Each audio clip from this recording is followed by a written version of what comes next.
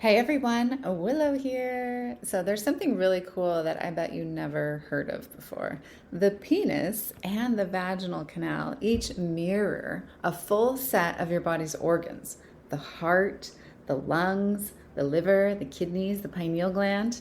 And the ancient Taoist physicians called sex healing love. And they meant it literally, not as a metaphor. They meant you could have sex as medicine.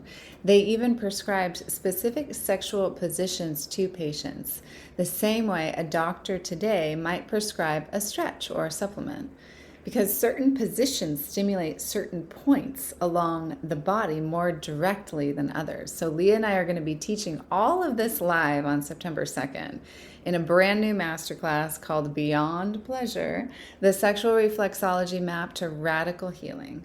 And we're covering the full anatomy of the healing positions behind it that you can start using that same night. So it's 90 minutes. We're live over Zoom, and it's $33 to join.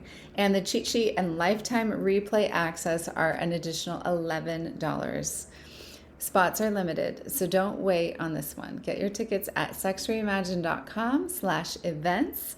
That's sexreimagined.com/events. And come learn what your body's been holding all along. Welcome to the Sex Reimagined podcast. You know, some women are afraid of being too wet. Some are really concerned about not being wet enough, especially those in their power years, as I like to say. And so many women are afraid of making noises. And we're going to be talking about all of that today. I'm Dr. Willow Brown here with the one and only Leah Piper. And if you like this episode, you probably like episode number 204 as well, where we talk about why orgasm during penetration can be so challenging. And, you know, if you like our podcast, we sure would appreciate it if you hit the like button and subscribed, because that helps other viewers really find us, and it helps more of our episodes find you. Yeah, so look, if you get a lot of goodies out of this one, share it with a pal, share it with a friend. And, if you've listened to the show before, we're at that moment where it's time for you to really get present, to tune in, to get super turned on, and to fall in love with being enough.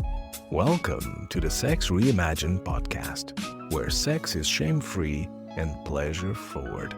Let's get into the show. There's so many. I feel like noise making is probably the biggest part of this conversation, because noise making can elicit wetness because it gets you more into the experience. Well, I think this is a really interesting thing that a lot of women struggle with, and that is just not being too much and not being enough is kind of what it comes down to. Yeah, in all areas, not just in sexuality. Yeah, but like being too wet can feel really embarrassing, feeling like too juicy. I remember there was a student who was telling me about these past sexual experiences of her, and like she went down on this guy, but then the guy didn't want to go down on her because he made this comment of like, it's just too wet. And how like shut down that made her feel. Yeah, comments like that can really like leave a scar on your brain for years and years to come. So it's really important to be cautious about comments like that, smells and levels of wetness and tastes and all of that. Yeah. Even a similar comment, which is like, why aren't you wet? Right. You know, as if like there's something wrong with you if you're not like ready to be penetrated, right then and there. It's like, but you seem turned on. And so I just think like what people really need to know is like, there's nothing wrong. If you're not wet enough, there's nothing wrong. It doesn't mean that you're not aroused. It doesn't mean that you're not turned on. Yes, there's all sorts of signals scientifically that show arousal in the body, right? There's sometimes a quickening of breath. There's eyes that get dilated. There's a flushing that happens. There's blood flow that goes to the genitals. Yeah. Both sets of lips can become more plump and open. Yeah, exactly. So and plus those signs, but that doesn't mean that all of those signs need to be firing for someone to be excited. by what's Yes. happening. I mean, sometimes, a woman's pussy can get wet just because of where she's at in her cycle. So Right. there's cervical fluid that is doing its dance all month long as well. And there are times when you're just drier and times when you have more fluid coming through. So it's even not always related to arousal. You know what's interesting too is once you start to experience the female ejaculation, it's a very strange thing because it will feel super wet, but it's not viscous. Right. So like it water. will strip away any viscous fluids, which kind of leaves you dry after you've had a splash. So what a lot of women discover if they are ejaculators is that they need to use more lube. Interesting. You can't just rely on the female ejaculation to be enough for comfortable penetration. You often have to add a more viscous fluid, and then you might keep ejaculating. Sometimes you don't need to, but I learned in my early 20s when I started to really have that be a predictable phenomenon in my life. Like I always had lube and I never understood. I never got like, why are people so hung up on whether or not they're wet or not? Like that's what lube's for. It's like, it doesn't just mean grab anything, a lube, or just have it always. And then you're always comfortable and it's not a stigma. But a lot of people feel it as a stigma, and that's crushing. Yeah.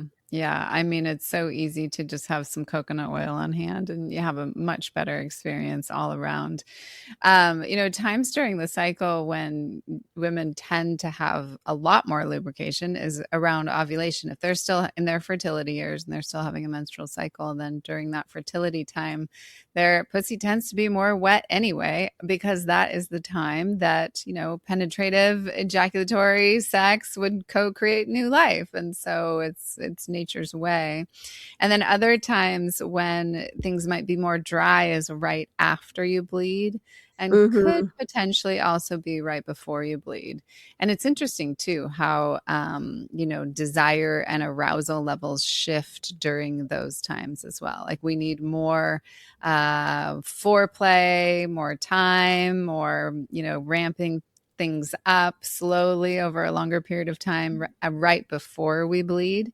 And then also after we bleed. So around the menstrual cycle is a good time to pay more attention to lubrication, and also a good time to pay more attention to using your voice in order to turn yourself on more. I think that when we take the shame off of making sounds, that it really frees us up to open the cuello is the word for neck in Spanish, and it opens the cuello de cervico in the yoni, so the neck of the cervix, the os, and it really makes a big difference. Yeah, I think so it's like this is where performance starts to really come into the conversation, because if we're wet or we're dry, we're making those squishy sounds. I love those sounds. I think those sounds are sexy as hell. I think like this is where one needs to have a perspective shift. Allow the sounds of lovemaking to enhance your experience. And that means the sounds that skin slapping up against each other makes. It's making those squishy sounds, and it's allowing the expressive part of your voice be invited to the table.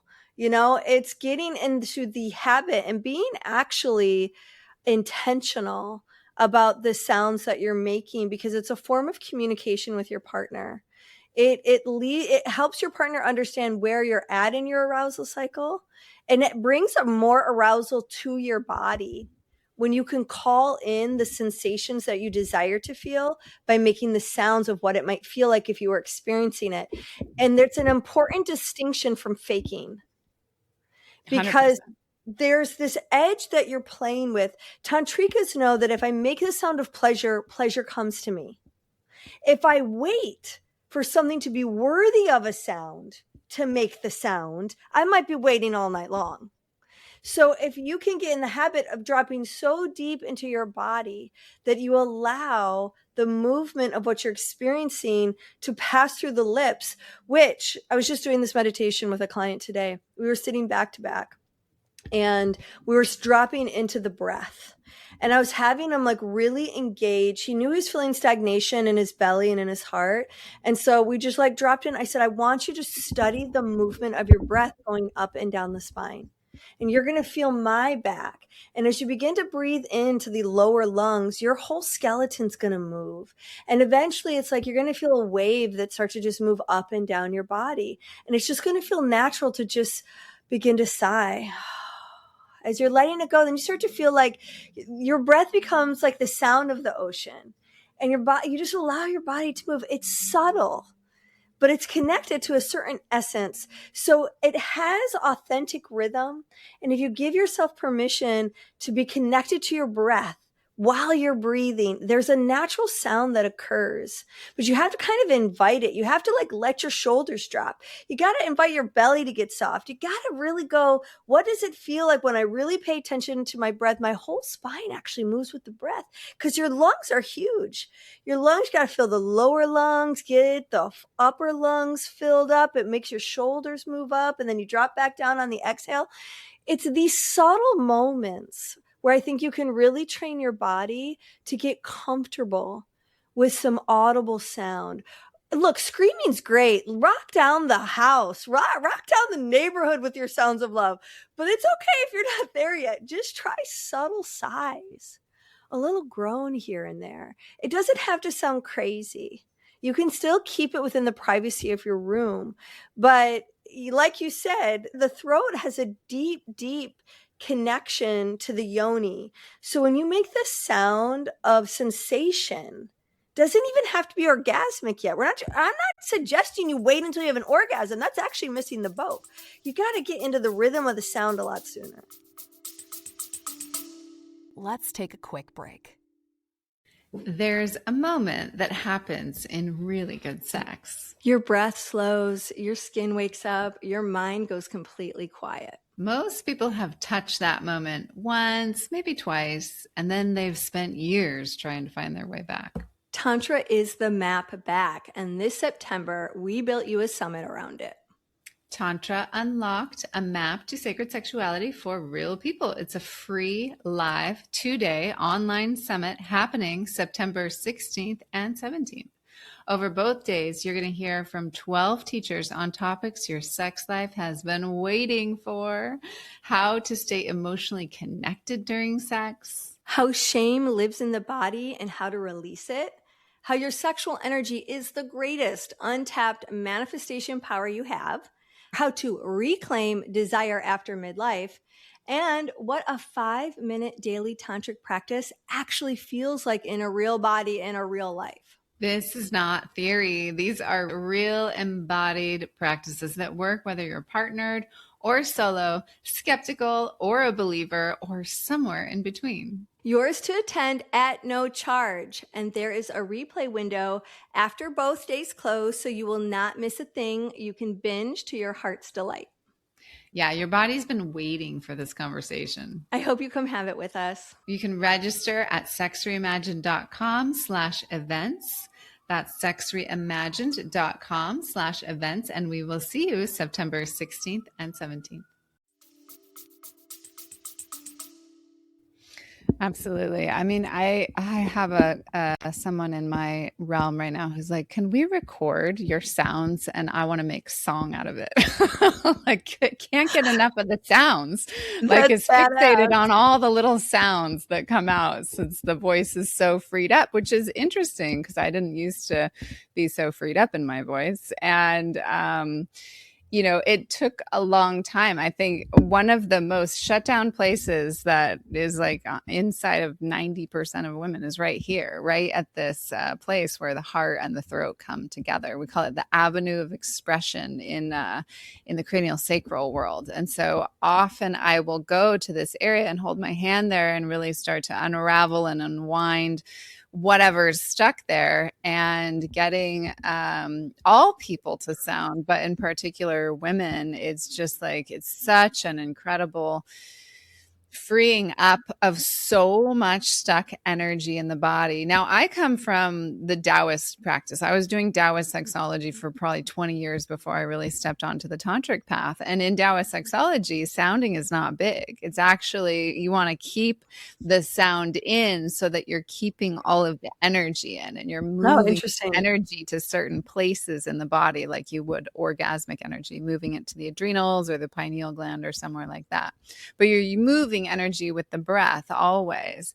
And what I found once I started, so I was resistant when I got to Tantra camp. I was like, I don't know about all this sounding you guys are doing. It's against what I've known for so long. Wow, I didn't know that. Yeah. And then I started freeing up the voice, and I started doing the sounding and dropping so deep. I think what's so valuable about what Tantra brings is like dropping so deep into the sensation, whether I'm feeling a sensation of pain or stuckness or total rapture, I'm sounding from that place. I'm not sounding from a contrived place or a place of it's supposed to sound like they do in pornography, or it's supposed to sound like they do in the movies. It's like when we sound from those places, yeah, that's not it. That's gonna probably perpetuate the stagnation and the stuck energy in your body.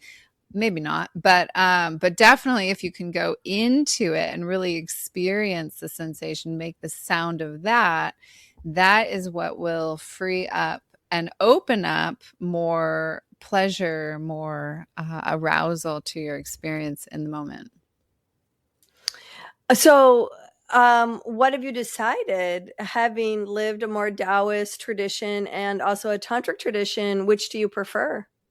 I think they both, now they're so sort of integrated within me. So I'll make more sounds in the beginning to kind of move things and open things up and move my own arousal scale to higher levels, because we are the only ones who are responsible for our arousal. Keeping that in mind, we always put that, what am I trying to say? Well, when you're responsible for your own arousal, then you get to have a great time no matter what. When you're not making it the job of somebody else, then you have a lot more control over your experience and a lot more agency. Yes, and we put that responsibility on others, and it's really no one's responsibility, but it gives you so much more a sense of empowerment when you have the opportunity to move your arousal scale higher and higher for yourself. So then as I get closer to, if I'm doing rolling orgasms where I'm bringing it up and I'm having multiple like that, then I will usually keep the sound a little bit more contained as I'm running the energy into the adrenals or the pineal gland or back of the heart or something like that, because it just helps me kind of focus more inwardly. But then full expression of the voice when the final frontier arrives. I think there's so much value in really opening up the throat when you're having that full expression. So much of us hold our breath and clench our ass when we're having an orgasm. Yeah. Pretty much everyone does it. I mean, Leah and I are constantly coaching people to relax your ass and breathe, open up your throat and breathe. So just starting with that will give you the pathway for more sound to come out. Yeah, I think that's so true. When I'm playing with peaking and I'm rolling, like I'm not getting to a 10 yet where I'm going to go over the cliff of orgasm, but I'm hanging out in high realms of like 8 and 9 on the arousal scale. My breath tends to be a similar tone because I'm trying to surf the wave. And if I over punch on the sound, then I'm going to go over the waterfall too soon. But when I'm in a roll and I'm peaking and I'm oscillating at those high notes, it's a subtle shift of noise. But it's kind of like, oh my God, like this is happening. This is going forever, because it does feel like a climax, but it's not the highest peak. And I think this is a really interesting concept because the sound has pitch and frequency. And so there's something very resonant about pitch and frequency and how it shifts the energy of your experience. And so sound isn't just, ooh, I'm making sounds like a porn star. That's where it starts to feel performative, where I'm trying to make sounds that I think you'll think are sexy.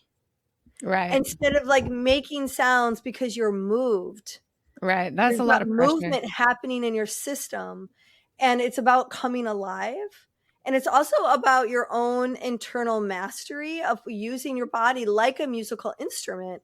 And so if we take this metaphor of sound having pitch and frequency, and especially when you've got music on in the background, it can help you drop into a rhythm and a beat that your body then can attune to.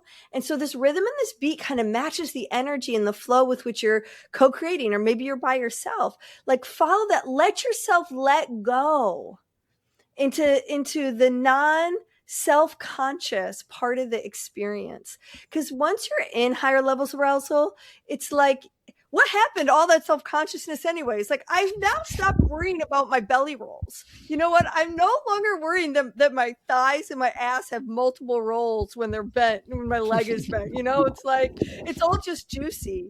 But I think where we get caught up is the beginning, and it derails our pleasure.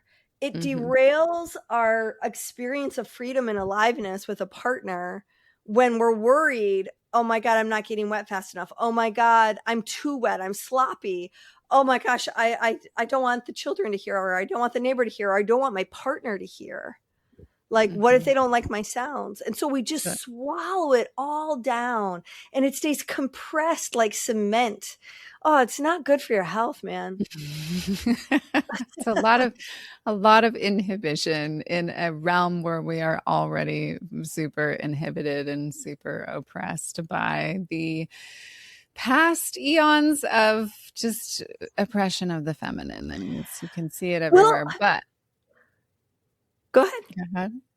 Well, I was just going to say, but we have the opportunity now, and we have the information now. We're living in a new time. We've never had so much information about feminine arousal and feminine anatomy that we do right now. So we are so blessed to be in this time where not only is it you can learn about it and it's available, but it's actually celebrated. And I think a lot of partners of yoni lovers out there really are encouraging of authentic sounds coming out. Yeah. One other thing I would really, we've said it before, but we'll say it again here since we're talking about sounding is often done from the top of the inhale all the way down to the very bottom of the exhale, which means not this. That's more of a breath. Breath is great too, but if you want to move energy with sound, you got to do it from the top to the bottom. All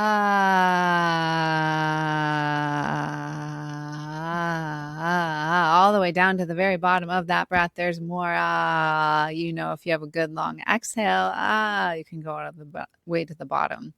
And that is where you will start to get out of your head. That's another thing, is we're so stuck in our heads in sexuality. Do I look okay? Do I smell okay? Do I taste okay? Am I too wet? Am I not wet enough? La, la, la, la, la, a million questions. And we're not actually feeling what we're feeling. But when we start to make those sounds and we bring our awareness to our ears and that sense of sound, that vibration, that sensation moving through the throat, the feeling that we're connected to when we're making that sound, now we're in our soma. Now we're in the body and we're having a physical experience rather than a mental experience. What would you say, because there's people out there who I'm sure they don't want to shame their partner, but they do get a little bit of the ickies. Around. Oh, maybe they don't really like all the wetness. Maybe it does sort of have an aversion, because it's not like you can totally control your disgust sensors in your brain.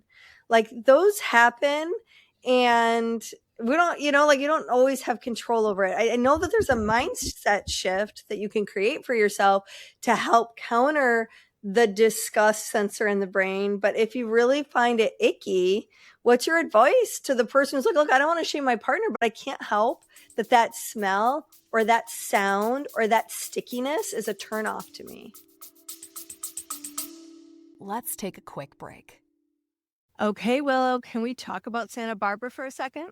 Well, we have to. I am just way too excited about this one to keep it to myself any longer. November 6th through the 8th, we are hosting the Sacred Spot Retreat in Santa Barbara, California for couples. And I want to tell people what they're actually going to learn because this is not a typical couples workshop. Saturday is where we're devoting the entire day to her body. We're going to teach sacred spot massage on the woman from the ground up. The anatomy, the approach, how to build a ritual container before any touch even begins, and the breath work. Also, the giver and the receiver dynamic, and how to locate and awaken the sacred spot massage with real skill and presence. And Sunday flips. Now it's all about him. Sacred gate massage for the male body, trust building touch, breathing up the spine, ejaculation awareness. He gets a full day of being received, which most men is one of the most unfamiliar and profound experiences of their life. It's so true. I love watching men drop into receptivity. It just changes them so much and makes them better givers. So we're also going to teach sensual massage as a somatic practice and what we call erotic attunement, the skill of being genuinely present with your partner's body instead of performing or thinking 2 steps ahead. That is what makes everything else land. 10 couple spots. That is it. If Santa Barbara is calling to you, go to sexreimagined.com/events. Well, that is a great question for somebody who has done tons of birth work and tons of acupuncture work and like been all up in people's bodies and bodily function for a very long time. Because it's, it doesn't always smell good. It doesn't always taste good. It doesn't always like turn you on sexually.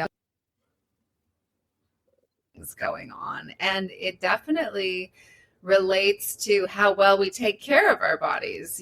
There's going to be different smells and tastes and textures if somebody's eating McDonald's than there is if they're on a healthy diet, and so yeah. That's a factor. But if somebody's like overly wet and it's turning you off, I think what you have to do is open up your mind to the experience that this wetness is, it's an offering, like it's a libation. It's a testament to the attraction between the two of you. You could start to just reframe it. I mean, everything in life is perspective anyway.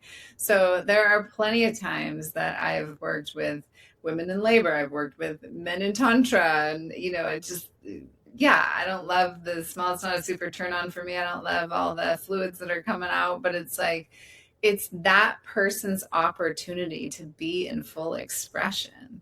Then you get the honor of holding the space for them to be in that full expression. So if you start to think about it more as like, what am I getting out of this or not getting out of this? And just hold it more of like, what am I offering this person right now? What am I offering this body? What gift am I giving them to really open up possibility of experience? I think there's such a huge gift that we can give people when we convey in any way that makes sense. That's an authentic way of conveying, like, I receive you just as you are, and your fluids and your smells are you, and I love you. And so like when a woman doesn't like quickly go ick and wipe off his semen super fast, it's like when you actually shift your mind. And I'll never forget when I got this shift, when I started to understand that men have 200 to 300 million sperm per load, and the life force energy that exists with each one of those sperm, that it could create life itself, it really started to blow my mind when I really sat with the magnitude of that men are born with enough sperm in their body to create, to populate the planet, one man as we know it. I mean, that's humbling. I think that that's very powerful. That was a real perspective shift. When I grokked that, it was, I could never see sperm as jizz ever again, or ejaculation as jizz again. It was something much more potent, much more powerful. It became an elixir, and it's highly dense in nutrients and protein, and there's vitamins connected to that. And so super good for your skin. Great for your skin. So to take that and rub that into his chakras, or rub it into my chakras, and to be very visible, it's a very visual thing to take someone's fluids and to receive them as like a sacrament, to treat it with that kind of reverence, I think changes it for all time. And then that person is like, wow, like they're receiving me on a whole nother level. And I was at an Alison Armstrong event, and when she was doing live events, she would always have a panel of men that would come at the end of the event that were invited to speak. And they were always of different ages. There was usually 4 or 5 guys, and they would answer the same question. And this one happened to be talking about swallowing when someone's giving them a blowjob, and actually drinking the ejaculate instead of spitting it out or letting it erupt outside. He says, I've never felt more received, more loved, more connected than when a woman actually drinks my ejaculation. I feel so received. Like there's nothing gross about me, because she just took like the inner part of me into her. And I was really touched by that. I would have never been able to dream up that it could have that kind of emotional significance for him. So that was also a really cool perspective shift. So I think when you can honor someone's fluids, and really with reverence, with your actions more than your words, but your words are powerful too, really go like, I receive you. I see you. There's nothing gross about you. Man, it can change someone's life. It can be a major inflection point on how they feel about their own body and that essence. Huge. I mean, it completely can change somebody's entire synaptic reaction to how they walk through the world, their confidence, like what they know themselves capable of. I mean, if we take it back down to the chakra level, we're working with first and second chakra shit here. We're working with the fluids and the body of the lower chakras, which are the physical chakras. And so many of us are not satisfied with our bodies. We don't like this about it. We don't like that about it. We do everything we can to make it better. We're in a lot of discord with our bodies a lot of the time, many. Yeah, it's really painful. It's really beautiful to give someone the gift of like, you're beautiful and you're amazing, and look at how phenomenal you are as you are right here and now. Like, you don't have to change anything to be in this state of power that is your God-given right to be in. Now, how do we feel about sex on the period? When you're in your fertile years and you are bleeding, people have a lot of preferences. Some people are very free with it. Some people are very shy with it. Some people, it's a no-go. Yeah, it's true. Here's what Chinese medicine would say about it. Don't do it on those first couple of heavy days. Don't put a tampon in. Don't put a cup in. Those are the days when things are meant to flow out, not in. And the menstrual blood also really heals the vaginal lining. So I can't tell you how many times girlfriends or clients have been like, I've been dealing with this, what is it called? This infection. Vaginismus, or... I've been dealing with this yeast infection or this itchiness or this whatever's going on for like 2 months. And I'm like, have you just let yourself bleed out and not put a tampon or anything in for like a whole entire period? And right. I haven't. I'm like, well, do that first, because you'll be amazed. It'll correct the pH. At how healing that is. So that's what Taoism would say about sex on the period, those first couple of days. I personally, I think it's it's up to the individual and the relationship that you're in, and like how intimate you are. And if you want to open that up, and then just grab a towel. It's not a big deal. You just do it back. Right. I can understand why people don't like the stickiness of it or are turned off by the color of it, when they pull out and they see this ring of dried blood around their base of their cock, or she can see it. Like there can be a gulp, a flinch back of like, ooh, I wish neither one of us had to see that. I've had that experience where it's like, is this okay? Even though I know it's okay, there's another brain signal that makes me doubt the okayness. So you just don't take that seriously. Sometimes it comes with it. Another experience of perspective shift. And you guys, I'm sorry, I lost my voice, so I sound a little different today. It's coming back though. Is what we would call them like blood ceremonies in Tantra, where we would do sacred spot on ourselves if we were bleeding or if we had a partner that was open to it. And so they are digitally entering you and massaging your vaginal walls, massaging your G-spot. And there's something that just brings so much relief to PMS symptoms and cramping to have someone just massage the interior walls of your vagina. It can feel so like healing. It feels like pampering. And again, someone is like witnessing you and all this like bloatedness in these places that you don't really want to be visible, but they're there to be like, they're witnessing you in it. And if you can let yourself be free, it's so cool. And then I had this one friend who would take the blood and she would write messages on her body with the blood. Like, I love you, or power, or like symbols, like different yantras, or hearts, or she would even write words of release, like shame, like fear, and like she would draw it on her body. She would kind of sometimes do war paint, which she would take the blood and she would create like war paint on her face. And if she was with a partner, they'd put war paint on him or her. And I got so off on that idea. It then became an actual ritual.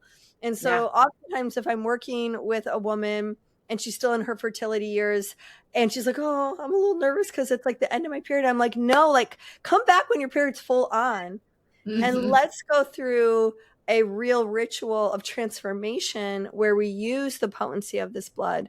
And in ancient traditions, they saw a woman's moon cycle much differently. Yeah. They saw it as something that was to be revered so highly because it was the only blood sacrifice that did not take life. And so they would, if they were bleeding, they would dance a lot because of tribal communities. Oftentimes women's cycles get timed up together. So a lot of the sisters would go out into the crops and fertilize the crops with their menstrual blood. They would soak the fabric that they would use to catch the blood. They would soak it in water, and then they would do ceremonies with the blood water. When the men would be excused from war or battle to come back to their home, and when their woman was on her period, so that she could paint him with her menstrual blood to make him invincible in battle. I mean, I just think that's so much more potent and powerful. And like, there's so much acceptance and magic at the idea of cultivating that kind of mindset as compared to the traditions we got passed down to, which is like the curse. Yeah, the curse, and put a tampon in and roll it up. Let anyone see. And God forbid you drop a tampon on the ground when falls out of your purse or something. It's like all the shame around our cycles is really a massive, massive disservice to the power that our cycles are. Again, this is new life. Like, we have these menstrual cycles so that we can create new life. Like, how incredibly powerful is that? So to honor the blood, in the Taoist tradition, there's a practice called turning back the blood, which is all about doing these specific Taoist sexology practices to actually halt your menstrual cycle. And it is said that if you can successfully do that, you will stop your aging process. So a totally different way of going about staying youthful and vital into our later years. which is not to say that you would maintain your fertility all the way through, but those Taoist priestesses who are doing that magic, they are meditating and living in monasteries, and they're really doing the practices like 6 or 7 hours a day. I went down that rabbit hole. I was like, I wonder if I can do it. I wonder if I can turn back the blood. So I started doing the specific practices for it every day, and I did them every day for about 2 years straight. Don't think I missed more than like 3 days in that 2-year period. And I never turned back the blood, but what did happen was my menstrual cycle healed to a level it never had before, which I had really horrible, terrible, painful menstrual cycles my whole life. So through herbs and diet, it shifted some, but it wasn't until I did that everything actually cleaned up and cleared out. Yeah, I always thought that was kind of an interesting practice. Like, I remember when I first heard about it, I was like, oh my God, no, I don't think that's healthy. I think you need to bleed. But now I get it. It's kind of like semen retention. It's the preservation of your life force energy. Now, what can you do perspective shifts are great, right? Yeah, really great perspective shifts, Willow and Leah. But your perspective shift is not stopping me from not liking or being worried. So what are some things you can do? One is, I really love a bladder douche. You can get them on Amazon. I'll link them in the show notes. And it's like a silicone, like they call them bladders. And then it's got a screw on nozzle. And you can wash them out, and you can just douche with water. And it just kind of rinses things out. So if you feel like, oh, you might be a little dischargey, or you just want to make sure you feel kind of fresh, you can just douche with water, or like it with a teaspoon or less of vinegar if you want. And you don't want to do it too often because you don't want to disturb your pH. But every once in a while, maybe before a hot date where it's planning to be sexual and you just want to feel more confident, highly recommend that. And if you're doing anal play, you can get these they're not like the full-size fleet enemas. They're like a quarter of a fleet enema, so that the only thing that you're cleaning out is just that anal cavity. You're not going up into the colon and trying to do a big flush. You're just getting that inside of the anal cavity. That can make you feel really confident if you know the anal play is in your future. And if you check out, it's an old episode with Amy Baldwin. I think it's called Anal with Amy. We really talk about sort of the insecurities that can come with anal play. And I loved it. She used the word traces, because sometimes there may be a little bit of trace of fecal material, which is just sort of normal. It can happen. It doesn't often happen, but there can be traces every once in a while when you're with anal play. Once you get the territory, you stop being wigged out by that. There is something, because like I know when I first started encountering anal play and it was even brought up, I was like, ew, no. That's where poop lives. Like, why would you play there? Like I didn't get it until I got it. And now it's like the disgust sensor has turned off for me. And that, of course, like a massage therapist or a midwife, those things do turn off when you understand the power of what the potential of the experience is waiting for someone to behold. That becomes so much more important and so much more mind-blowing that a little icky tracer here and there, it just doesn't bother you anymore. But it does take like a practice and a faith and enough experiences to go, this shit's pretty holy. This is a holy shit, my friend.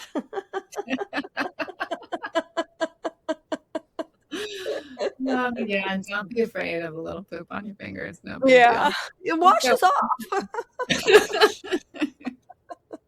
And don't ever make jokes about it in the moment. Don't ever make somebody feel bad. Definitely don't add any more shame to where people are trying to break through. Have good sexual manners. Yeah. And then how do you tell someone that, hey, it would be better if you freshened up a little bit more? How do we have a sensitive conversation about hygiene? And, when things do actually need to be addressed and someone may be lacking awareness. Yeah. I've known relationships that almost ended because of bacterial vaginosis, and the smell was just too much. And the guy was like, I'm going to die. I'm going to gag. Like, I can't get near her, but I love her. It's so weird. What do I do? I was like, just give her these Vitanica V-Fresh suppositories. Like, those work like a charm. Oh my God, for any kind of bacterial smell.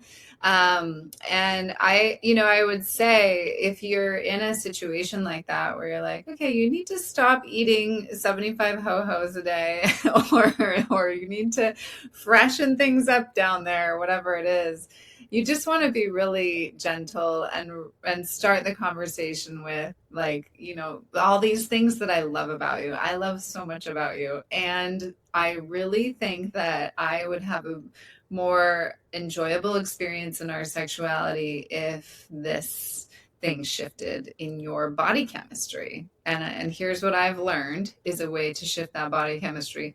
Are you willing to try it?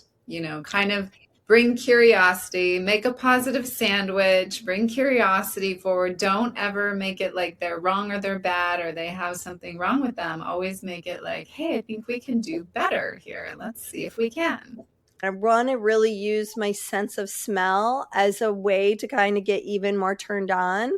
And let's look into this together, Yeah. And I'm wondering, what is it about my smells that you really like or don't like? And how can we kind of have a curious conversation? And do we need to, is it diet? Do we need to see the doctor? Do we need a homeopathic remedy? I have pH strips that I keep in my bathroom. So if I'm starting to feel like anything's a little off with my vaginal flora, you take a Q-tip, you take one of those pH strips. I take a Q-tip and I just circle it around the opening of my vagina. And then I take that moisture on the Q-tip and I put it on the strip and it'll turn a color.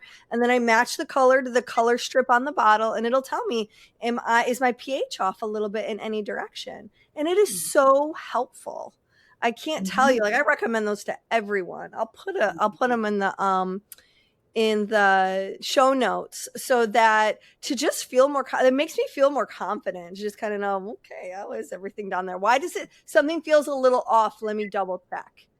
And because you want to feel free. It's just you want to feel fresh, you want to feel sexy, and you want to feel beautiful. You definitely want to be a steward of your own landscape. You want to take care of your body. And if something is feeling amiss or awry in your partner's body, just approach it with curiosity and positivity and see if you can elicit some change between the two of you. Now, the last thing I want to address before we close today is I want to make a plea to the men out there to start making more erotic sounds in your pleasure too, please.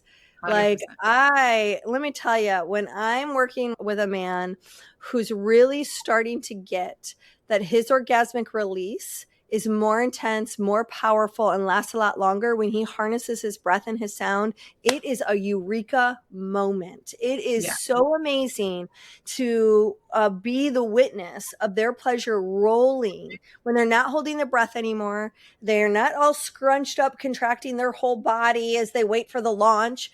It's amazing to watch them have an orgasm with their shoulders rolled down and the sound of bliss coming out their throat. What a gift you give your partner. What a gift you give yourself. There's a way to have higher, deeper, longer orgasms, and it is connected to your throat. Give 100%. It up. Give it to us. Your throat and your ass. Relax both and everything will change. Yeah, please make more sounds, everybody. It ups the intensity of your pleasure so dramatically. There's no way around it. If you want more pleasure, your sound is such an important vehicle. So let things get juicy. And if they're not juicy enough, you get that bottle of lube. And some recommendations on lube, I might add, is I love Foria's arousal oil. It's great. Is high, it's got CBD, it's high quality coconut oil. It's the warming essential oils that they put in this it's like cardamom and cinnamon, and it smells so good. It is so delightful.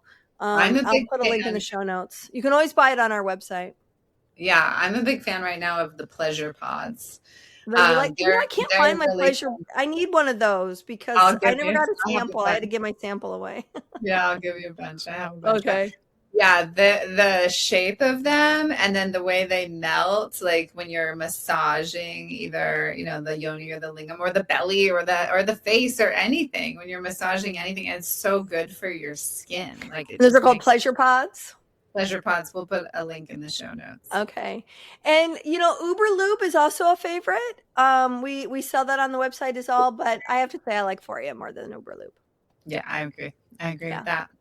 And then good old-fashioned MCT oil, can never go wrong with that. Never goes wrong with that. And it's available. Yeah. All right. Okay, friends. Hope you're having a beautiful day. Here's some more juicy pleasure. Thanks for tuning in. This episode was hosted by Tantric Sex Master Coach and Positive Psychology Facilitator Leah Piper, as well as by Chinese and Functional Medicine Doctor and Taoist Sexology Teacher Dr. Willow Brown. Don't forget, your comments, likes, subscribes, and suggestions matter. Let's realize this new world together. There's a version of you, ladies, that shows up, right? You handle everything and you hold it all. And there's a version of you underneath all of that who just wants to be free. Rooted in Desire is a weekend retreat for women ready to close the gap between those two. January 30th and 31st in sunny Santa Barbara. So no performance, no pressure. We're going to be doing pelvic floor release work to bring you back home to your authentic truth. Tantric breath work to help activate and open your Shakti, Qigong to get you super dialed into how to let that Shakti flow through your body, and a room full of women who are in the same boat as you. One woman told us she walked out feeling like she had shed 60 years of shame in one weekend. That is not an accident. That's what happens when women are finally given permission to feel what's true for them. Now, Rooted in Desire spots are limited. Details will be in all the show notes, and be sure to check out the website, sexreimagined.com/events. We're going to kick off the new year right in Santa Barbara. Come home to your body, come home to your desire, come home to your truest self. We'll see you there.